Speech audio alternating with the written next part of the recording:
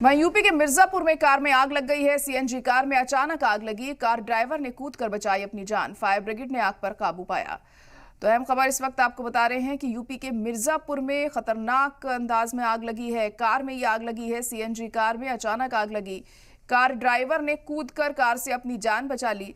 Fire brigade की team मौके पर पहुंची और आग को काबू किया गया। तस्वीरें आप देख सकते हैं। आग की लपटें आसमान छूती दिखाई दे रही है। किस तरीके से ये आग लगी है अंदाजा लगाया जा सकता है।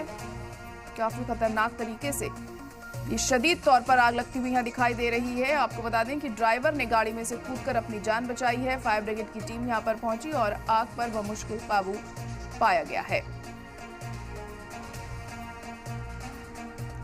मिर्जापुर में ये कार में आग लगने से हड़कंप मच गया। सीएनजी की कार में अचानक ये आग लग गई।